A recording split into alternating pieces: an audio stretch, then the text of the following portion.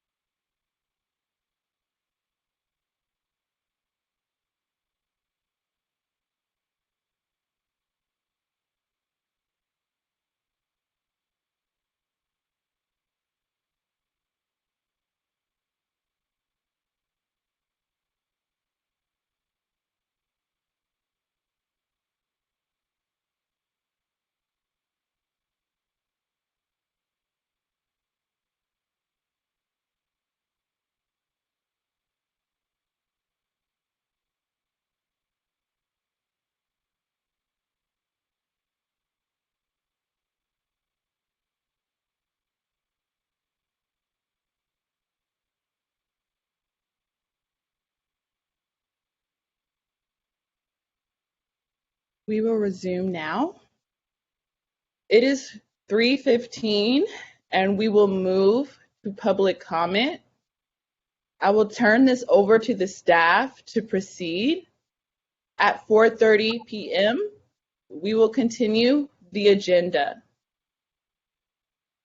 Staff, you have the floor.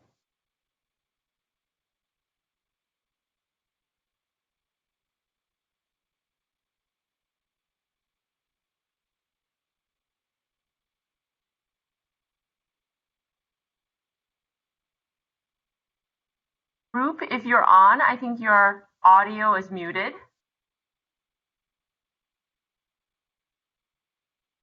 Whose audio? That's okay. Okay, good afternoon, everyone. We are now moving to public comment. Public comment will be for 1 hour. Each individual is limited 2 minutes for public comment today. As you may have heard the task force vote earlier, at the next meeting, there will be 3 minutes for public comment. Today, at the 2-minute mark, your microphone will be turned off and you will not be able to turn yourself back on. We just want to forewarn you that we may not get to everyone for public comment today, but there will be 8 more public meetings, as you may have just heard the task force tentatively agree to. And we welcome everyone in the community to make comments in the future during the meetings and also at future listening sessions. At the end of the meeting, we will post the task force email address and we invite you to submit written comment and testimony via the email address. I'm going to turn it over to my colleague Trini, who will now explain the technical side of participating in public comment. Good afternoon. To participate in public comment, please use the raise hand function. You can find that button on the upper right-hand side of the screen on the sidebar. There is a shape of the hand. Once you click on that, it will prompt a raise hand feature. On our end, we will accept your raised hand, then you will get a notification at the top center of the screen to continue. You will have to click continue, and once you are accepted and brought into the meeting as a presenter, you will be automatically muted. Once it is your turn to comment, you will be unmuted, and will have 2 minutes to speak. At the end of your comment, or at the 2-minute mark, you will be muted and drop back into down to attendee. We will accept the raise hand feature as they come in. Once the person in front of you is done speaking, I will say your name to prompt you and you may begin speaking. Please note that there is a 20-second delay between the attendee and presenter mode, so please keep that in mind as you are being promoted to presenter mode to provide public comment. Public comment will now begin.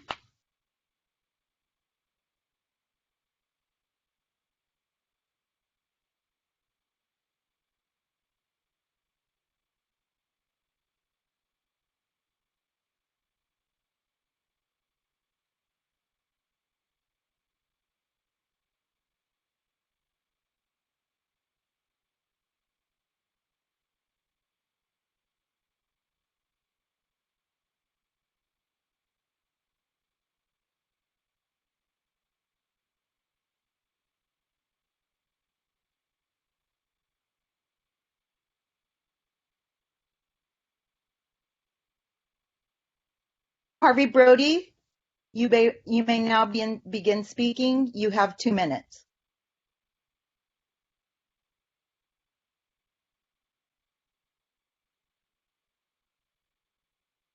Go ahead, Harvey. Can you hear me? Yes, thank Hello? you. Okay. Yeah, I wasn't sure whether I should start by congratulating the committee or giving you my condolences. It's going to be a tough pull. Harvey Brody? Yes. You may now begin speaking. You have 2 minutes. Can you hear me? I am speaking. Hello. Yes, we can hear you. Oh, okay. Go ahead, Harvey. Okay, great. Can you hear me? I can hear you. Yes, thank you. Okay. Okay. Here we go. Yeah, So I wasn't sure whether I should Start by Harvey, you congratulating need to mute. the If you have a second screen on, you need to mute that because there's a 20-second delay. It's going to be a tough pull.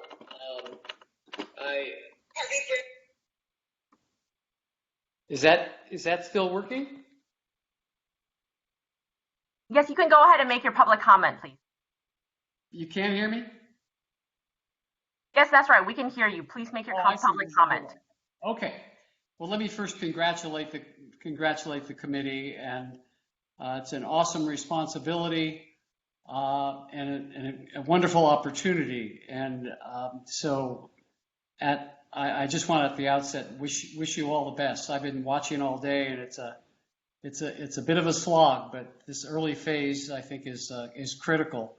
I'm a professor emeritus retired professor emeritus from UCSF, and for many years have been working in the area of recruitment and both on the faculty level and the student level. And I'm particularly interested in that area of remedies which might involve either combination of education and education as well as access to care. I've noted the comments about culpability that have come up, and I think the University of California needs to be looked at very, very carefully in terms of its clear policies regarding student admissions and faculty appointments and promotion. And so those are things I know something about. And I was told to submit information to your website, which I've done. And I'd just like you to know that if I can be of any assistance in a supportive role to any of you in these areas, I would love that opportunity. So again, I wish you well, and good luck with the rest of this meeting.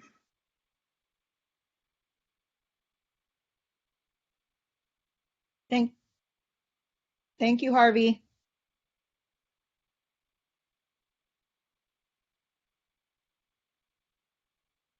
Friday Jones, you are now able to comment. You have 2 minutes. My name is Kanta Jones Muhammad, and I'm known as Friday Jones. I'm the co-chair for the National Assembly of American Slavery Descendants. I wanted to discuss the role of grassroots organizations in publicizing these hearings to ensure adequate public participation, in particular for the living descendants of U.S.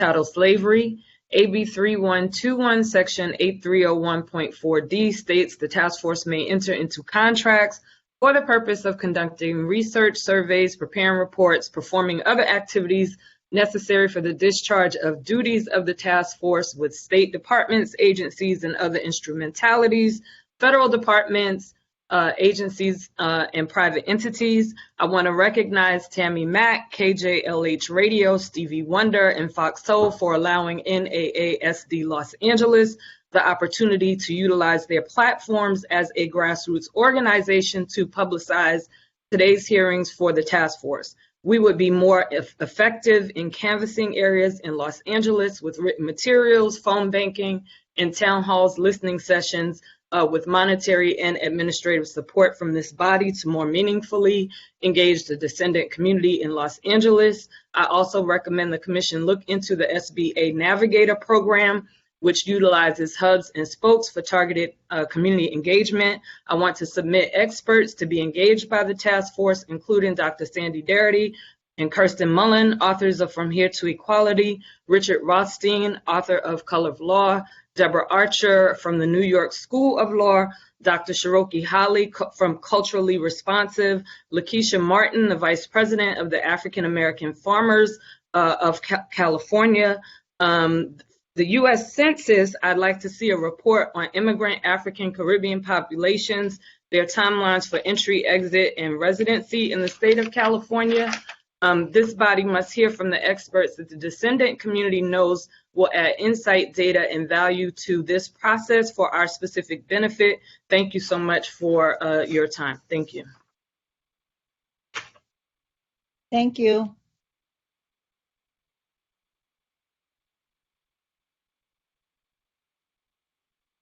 Jonathan Burgess, you are now able to speak. You have 2 minutes. Thank you, and Task Force, I thank you for what it is that you're going to do. Jonathan Burgess here. I stand here and present before you guys as a living descendant of the original pioneer Rufus Burgess that landed in Coloma in 1849. I'd ask that this group look at our family story, considering our great-great-grandfather arrived here before California was part of the Union. And I'd caution the group, while I know it's important that we look at the transatlantic slave trade, and it's important that we educate the other members, a lot of people are aware of that, and just kind of stick to, I'd ask the group that we stick to California, as this is the task force put together for the state of California's role and what it did with slavery. When we look at transatlantic and some other things, they do have federal ramifications. Not to water that down, not to say that it's less, I would ask that California hopefully lead the way and show the federal government what they should be doing. So I want to thank every one of you, and I'd ask that our family story be at least looked into because it's worthy. And I don't know any other living descendants that can say that they were here in direct ties to the gold rush of California in 1849. My name is Jonathan Burgess, and I'm done speaking. Thank you. Thank you.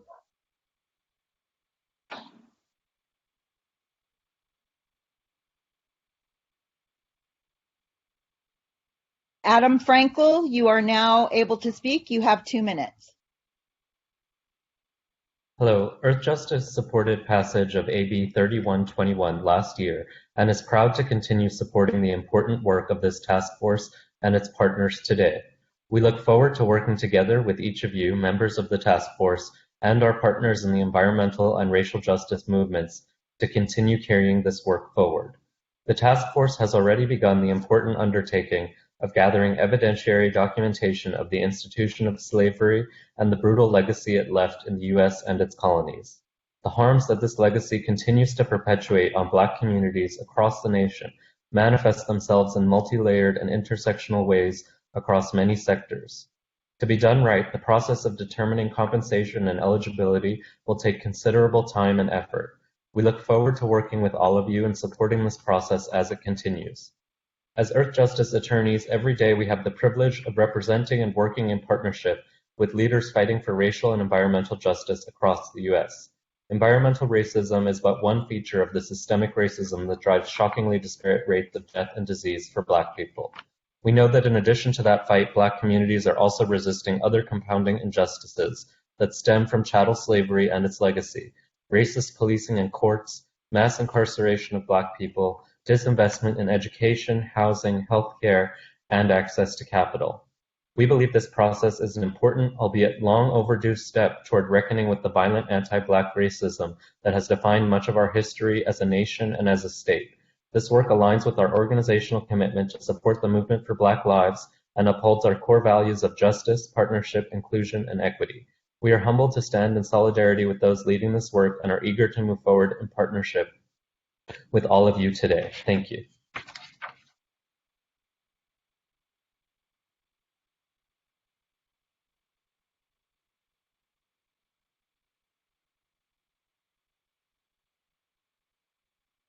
Chris L., it's your turn to speak. You have 2 minutes. And thank you all for the work that you've been doing today. Hi, my name is Chris Lodgson. That's the L. I am a Black American descendant of U.S. slavery living right here in Sacramento, California. And in order for this historic effort to be successful, in my opinion, my community must be engaged. That means informing, involving, consulting, and collaborating with us. It also means being open, responsive, and accountable to us. I want you to create the strongest, best reparations proposals you can, educate the public, and build the support we're going to need to make those proposals real. I also want you to engage my community every step of the way. I strongly, and let me say this strongly, I strongly support the ideas in the community engagement plan that was discussed here, and also the ideas organized by the Coalition for a Just and Equitable California, or CJEC, and I want this task force to support those ideas too.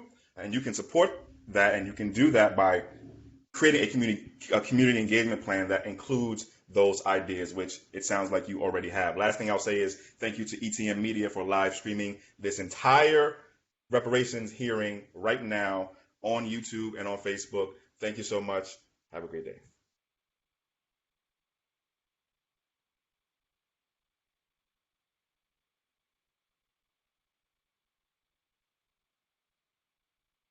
Jahara Amen, it is now your turn. You have 2 minutes.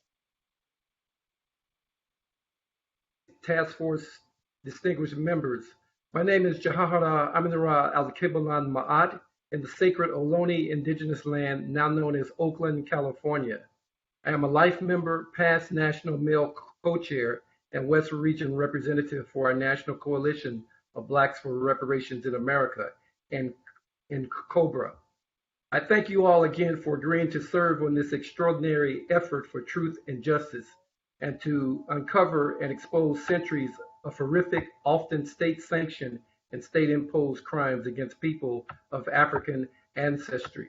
First, I want to offer my support for our distinguished chairperson, Sister Attorney Camila Mila Moore's tentative proposal for public hearings, and also for community listening sessions.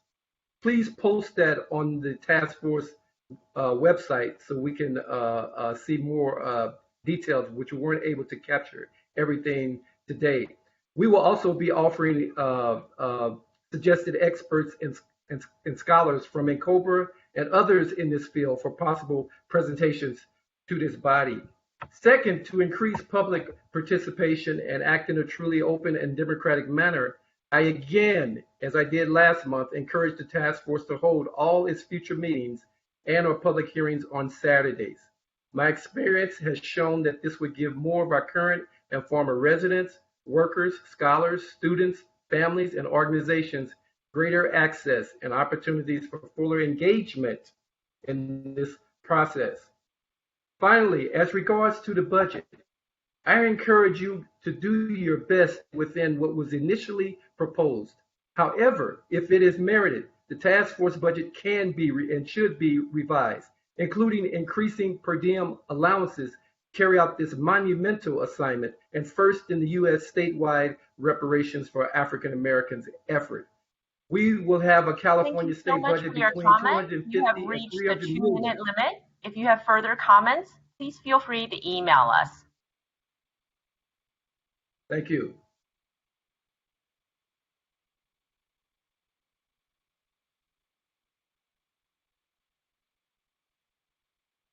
Guest Jeb Eddy, it is now your turn. You have 2 minutes.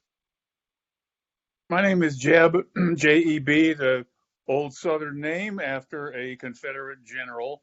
I am descended from slave traders in New England. The transatlantic database called slavevoyages.org has my family name in it 5 times, and I am directly related to 2 of the ship captains who brought more than 500 enslaved Africans to this country, particularly South Carolina, between 1797 and 1808. I think you guys are doing great work. I submitted a short text message to the chat box. I don't know who will receive what I sent, but Dr. Darity talks about a portfolio of reparations in the last chapter of his book, From Here to Equality. And I would like to submit the idea that you all consider the word portfolio of reparations as you move forward onto the really tough issues of what kind, how would reparations look for multiple potential eligible receivers in the state of California and elsewhere.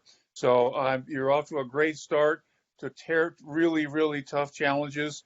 Thank you very much, and I'm looking forward to continuing to support you as best I can. Have a good day.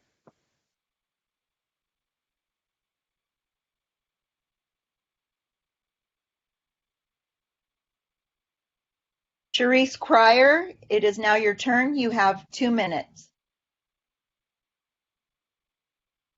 Good afternoon. Sharice Cryer, second generation Angelino, descendant of slavery through all 4 paternal and maternal grandparents.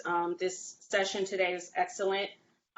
First, I'm concerned the discussion the commission had earlier about who the stakeholders and community members are for the commission.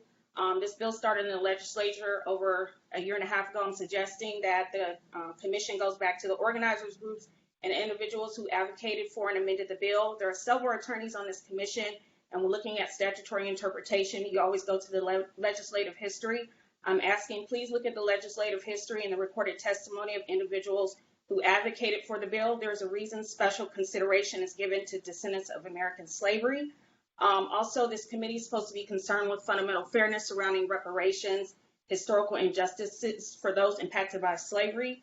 And the U.S. reparations has always been for the repayment of lost wages and wealth for those who were chattel slaves in the U.S. This week, Jamaican authorities announced they were drafting a request for the Crown to pay reparations for the transatlantic slave trade. As a descendant of U.S. slavery, I would not be able to make a claim to Jamaican reparations. I would ask that the commission please look at who is eligible. Some on the commission believe all Black people, regardless of ancestry, are eligible for reparations. And this does not align with notions of fundamental fairness given the history of reparations for other groups in the U.S. And I would ask the commission to please clarify if you believe that any Black person should receive reparations in the U.S. Also, the commission should have a narrow focus on the issue of reparations. The U.S. must make atonement of its own history of slavery. In addition, the U.S. institution of slavery is called peculiar because it's unlike any other country. It's simply not realistic, nor will it be effective to try to address every single Black group that has been agreed by this commission. There's going to be pushback from the other side. And Thank you so much for your comment. You have reached the 2-minute limit. If you have further comments, please feel free to email us.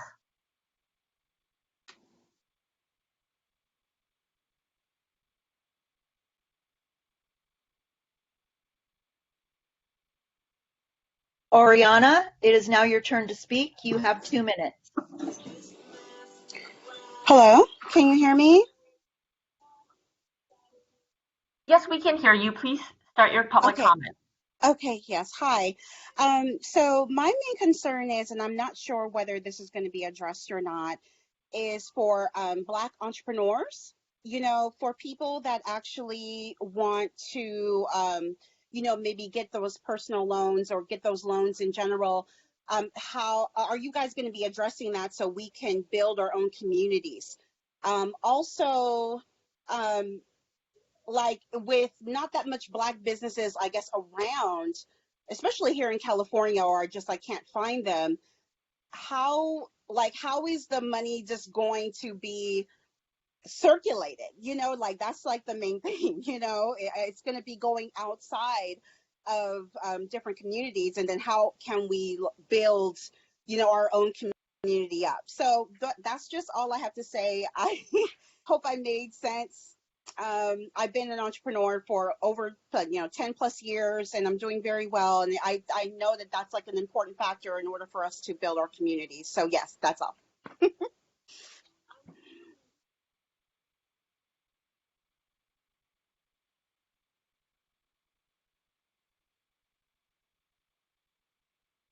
Robert Reed, you are now able to speak. You have 2 minutes.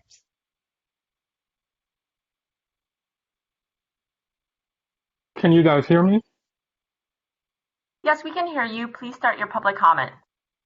Okay, I just have 2 names that I wanted the commission to consider as far as the public engagement and the outreach. I would like for Antonio Moore to give commentary, as he's contributed a lot of work to the racial wealth gap, and I think that he could be a very good source of information as far as that topic goes, and as far as the just the education portion of the commission. I think much of what we're trying to do as far as this commission is to unlearn a lot of the things that we've come to learn. And so I think that Dr. Jarrett Ball, he should also be considered as an expert for testimony, because he does a lot of work in the myth of Black buying power. So those are just 2 names that I want to be considered for the commission: Antonio Moore and Dr. Jarrett Ball. I'm done. Thank you.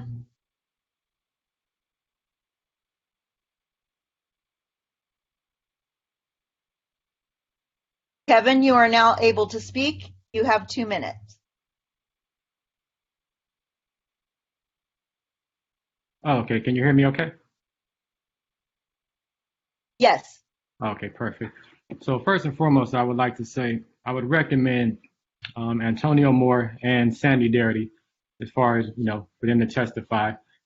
A lot of the current push for reparations and the energy behind reparations actually came from their work. So it only makes sense that, they're some of the main ones consulted. Also, in the last meeting, it was said that one of the main things for this meeting would be getting everybody on the same page as far as the basics, like as far as reparations for who exactly, not descendants of enslaved people, because that can include other people who are descendants of slaves in other countries, not even just Black Americans or African Americans, descendants of U.S. slavery. That's the specific term. That's actually the term that Sandy Darity uses. If we're not even on the same page about that, then the rest of it's basically going to be another waste of time. As I see Amos Brown raising his hand, the rest of it's going to be a waste of time if we're not at least on the same page about the basics. Reparations for who? If we don't have that, then we're just going in circles. You're going to have people like Amos Brown who are going to include immigration and all kind of other issues and groups. And of course, if you want to undermine reparations, the first thing you're going to do is include other people and groups. And that's the first thing he did, of course. But we have to get on the same page about the basics. If we're not, it's just a waste of time.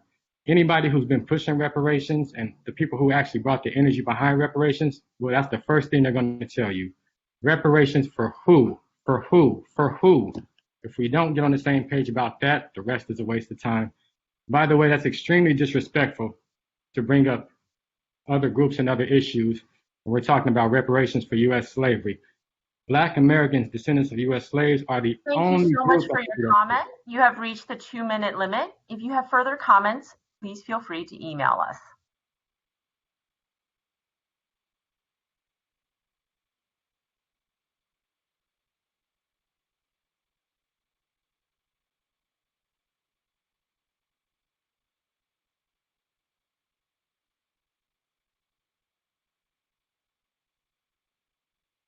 If anyone else wishes to give public comment, please press the continue button. There are several people in the queue that haven't pressed that button yet.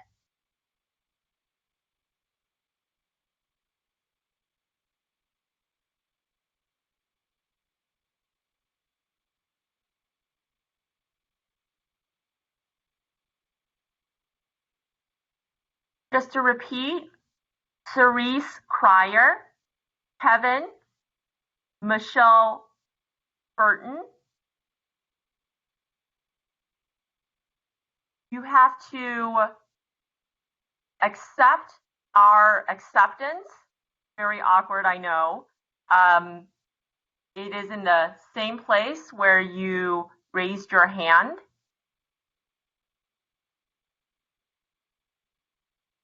There are a couple more in the queue. Christian Bouvier, you are unmuted and able to speak. You have 2 minutes. Hello, everyone. My name is Christian Beauvoir, California resident, descendant of slaves. And I want to say how grateful I am doing and know that you have an uphill battle. That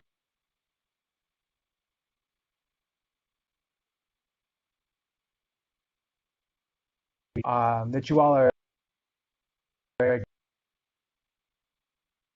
the different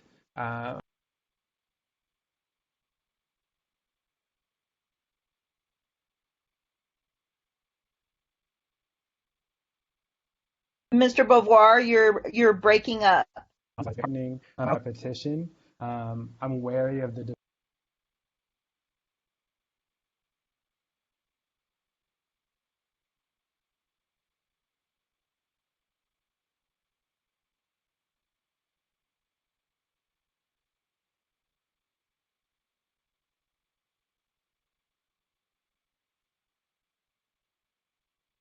Mr. Beauvoir, I'll give you a moment to reconnect disconnect and I'll go on to the next person. We'll come back to you.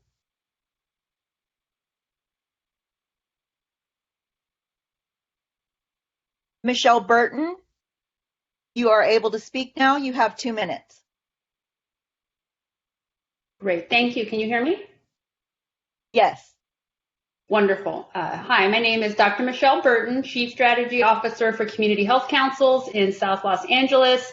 This is the most exciting day of the month for me. I am your biggest fan. This is my second meeting watching you all. You are just amazing stewards of this work, I just have to say. I know I'm geeking out, but I just want to share that because everything's so somber. I just want to be like, this is so exciting. Every time you guys meet is an accomplishment, and I just don't want to lose sight of that. So thank you. As a LA native, I started my activism at 16 years of age during the LA riots and uprisings. The sustainability and staying power of any reparations policy advanced must have collective support and strength of as many representative groups as possible. We all need to own this historic moment together in order to assure its longevity. No one is free when others are oppressed. We've heard that before. White supremacy has harmed all of us and made our society sick.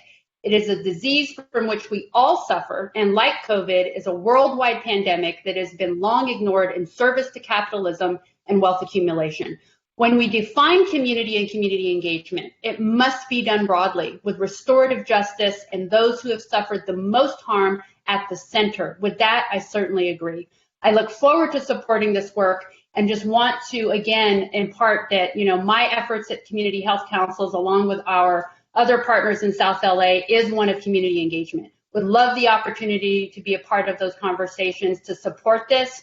I'm a 30-year fundraiser and marketer, so for me, I am much more concerned about the staying power of whatever it is that you all recommend that gets passed. It won't be the first, it'll be the very beginning of many changes to come. But in order for it to be sustainable, we need all Californians to be with us on this. We need everyone to be supporting it so that we're not constantly fighting folks to roll it back. Your comment. You have reached the 2-minute limit. If you have further comments, please feel free to email us.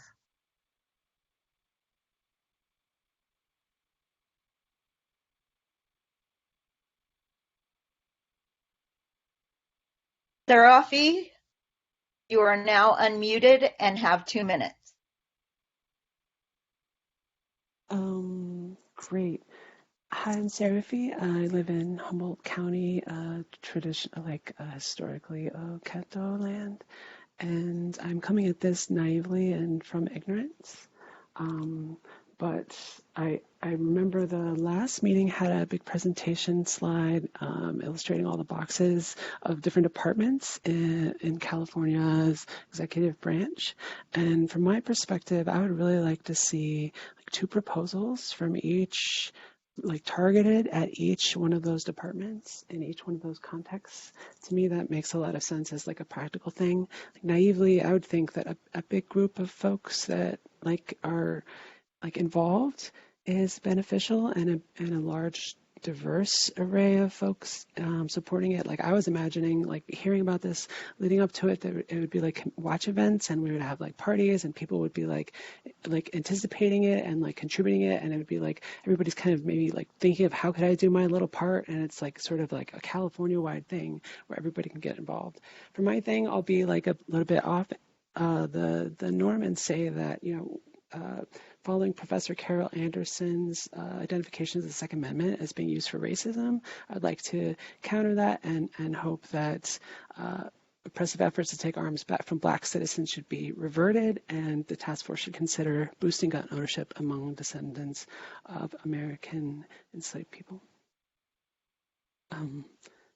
Thank you, and I'm so excited for this opportunity to participate in something which repairs and restores our legacy of injustice. Thank you.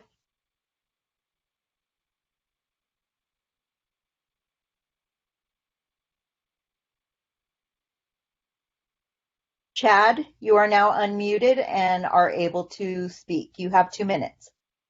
Hello, good afternoon to Madam Chair and members of the task force and all supporting staff. Thank you for your commitment and thoughtfulness in this historically important undertaking. My name is Chad Brown. I am a resident of Los Angeles and an advisory board member of the National Assembly of American Slavery Descendants in Los Angeles, aka NAASDLA, a member of the Coalition for a Just and Equitable California, aka CJEC, and I also co-host a monthly online podcast titled Politics in Black, on which I have had the honor and pleasure to speak directly to several of you and discuss your role here and vision as a member of this task force. I, like Dr. Brown, am a native of Jackson, Mississippi. I was raised by my mother and grandmother in the Georgetown neighborhood of Jackson in a home less than 2 miles away from where Medgar Evers was assassinated in 1963. The story of Medgar's murder was a childhood cautionary tale that early on informed my point of view on race relations, and that I was perceived as belonging to an American bottom caste, and everything around me seemed constructed to reinforce that perception. Now I reside in Los Angeles, California, and I can tell you that the racism and systemic dispossession that I witnessed here in California rivals anything that I saw in the Deep South.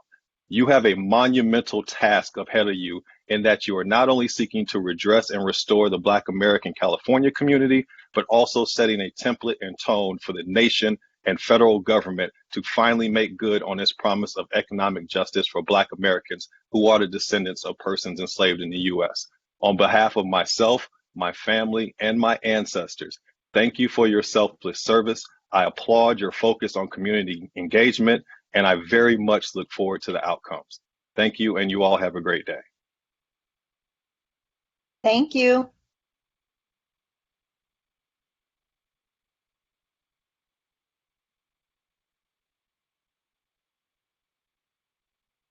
We're going to go ahead and try Mr. Beauvoir again. I'm going to unblock him. Mr. Beauvoir, you are unmuted. Please try. Hello, can folks hear me? Yes. Go ahead. Yeah, thank you all. Again, I just wanted to say that in the spirit of non-repetition, I'm wary of the dependence of the DOJ in the task force structure and believe that the task force should limit DOJ interactions with community in all forms, especially in communications and outreach or an assessment of value or framing of community comments. We're in discussions about reparations for slavery and its afterlives in this state. We're recognizing the violence that Black people have and continue to experience, and one of the primary perpetrators of that violence is the Department of Justice. And by using them so heavily in this process, we're further growing our investment in systems of policing that brutalize our communities and increasing interaction between our community and policing entities. And I know that there will be a number of trusted community partners who, purely for the understandable reason of potentially contracts being held by the DOJ, won't participate in this process. And at the very least, the task force should limit any direct contact between DOJ and community for these proceedings, and instead seek to find trusted community members to conduct outreach and read and assess community comments. The DOJ shouldn't play any part in a fight for reparations outside of acknowledgement and reparation of their harm. Thank you. Thank you for being patient.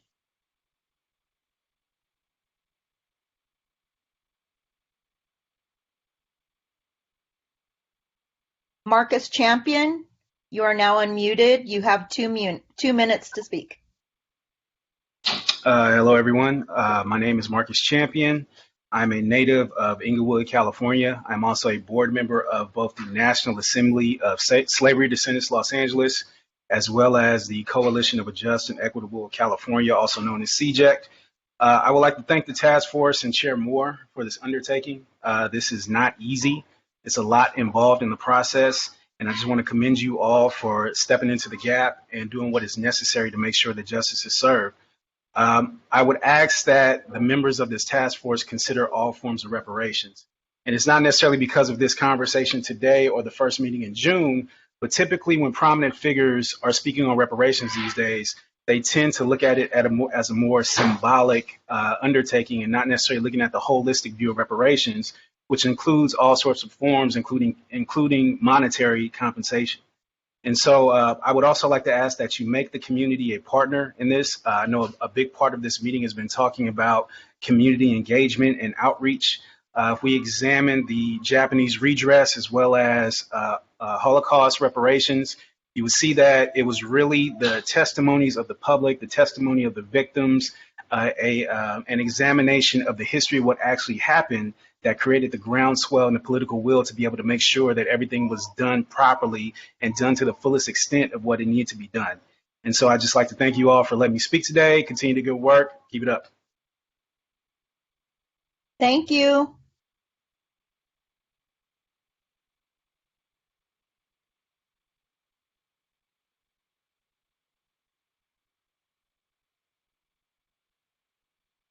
If anyone else wishes to speak, please raise your hand now.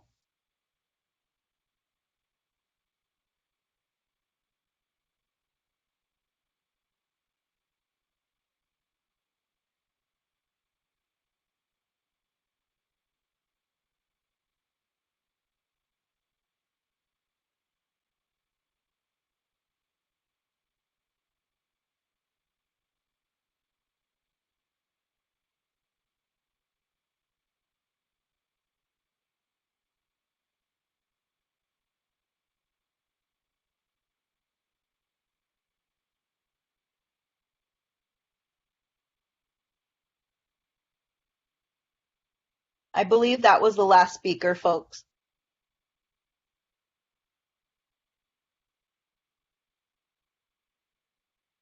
Chair Moore, we'll now turn it back to you for concluding comments. Thank you, staff. We are now on agenda item number 9, which is my closing remarks and adjournment. In terms of closing remarks, I just want to summarize the action items that we went through today. Action item number 1 were my welcome comments and establishing quorum for the beginning of the meeting. Action item number 2, we had a presentation from Parliamentarian Dorothea Johnson, and I just wanted to thank Parliamentarian Johnson for her invaluable work and insight and assistance she's provided me and the rest of the task force today. And I can speak for the rest of the task force and say we are looking forward to working with you throughout this process. In terms of action item number 3, that was the approval of the minutes, and they were approved as presented. In terms of action item number 4, we had an open discussion of community engagement, and the substantive action item that came out of that discussion was that we would implement member holders and member grills plans for community engagement as blueprints with the idea that they can be amended. In terms of action item 5, we had a discussion and adoption of procedural options for weighing evidence. In terms of Roman 1, which was oral testimony, as a task force, we decided on option 3, incorporating oral testimony into the written report as relevant and posting written testimony on the website. In terms of Roman 2, for written comments, we chose option 1 and 4, which is that the staff would provide a summary digest, making preliminary determinations on its relevance, but the entirety of the written comments will be posted on the AB 3121 website. In terms of Roman 3, public comment, we decided on option 2. The task force will receive public comment and staff will put the digest into our meeting minutes. A motion was passed that public comment for the rest of the hearings will be moved to the beginning of each hearing, and the time limit will be extended from 2 minutes to 3 minutes. In terms of Roman 4, telephone calls to the DOJ, we decided on option 2. All calls will be sent to the task force members through an email form with no preliminary determination on relevance. In terms of Roman 5, in terms of reading materials, we decided on a combination of option 1 and 2, with the caveat of having at least 3 days lead time built in to those options. And with Roman 7, synthesis of evidence, we decided on a combination of options 1 and 2, again, with a significant or sufficient amount of lead time, at least 3 days built into those options. Action 6 was our lunch break. Action 7 was our discussion and adoption of the public hearing schedule. And the substantive action that came out of that discussion was that we would implement my public hearing proposal as a tentative proposal. But the task force members will convene with staff, and the staff would provide administrative support to synthesize any amendments if and when necessary. Action 8, we had public comment. Thank you to the members of the public for your robust and insightful public comment. And then action 9 is my closing remarks. That's all that needs to be stated at this time. We're looking forward to our next public hearing. Thank you again to the task force members for the invaluable work and contributions that you are giving to this space. Thank you to the members of the public again, for those who gave public comment and just for those who were listening. We really appreciate you, and we're looking forward to working with you all as well throughout this process. Without further ado, yes, Vice Chair Brown, you are recognized. Thank you, Madam Chair. Thank you for the comprehensive overview of what happened.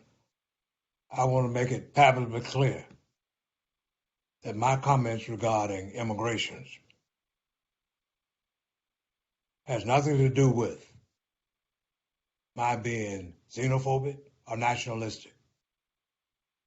But if we are telling the truth across the board, the U.S. Immigration Department, because it has not been just in determining who would come in and gentrify the communities in Los Angeles, in San Francisco, and in Oakland, that's why there has been the cause of pain and displacement of many of our historic communities. And what we are saying, we ought to have our fair share, while others are deserving of having their fair share.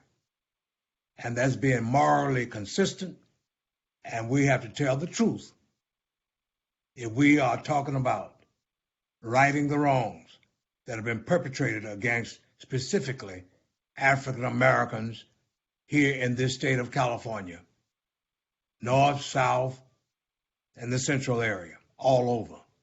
That is the truth, that is the story, and I hope that as we go forward as a task force, we document things and we tell the truth and not put anything under the rug. Thank you, Vice Chair. We will discuss in depth. At this time, without further ado, the task force meeting is adjourned. Thank you.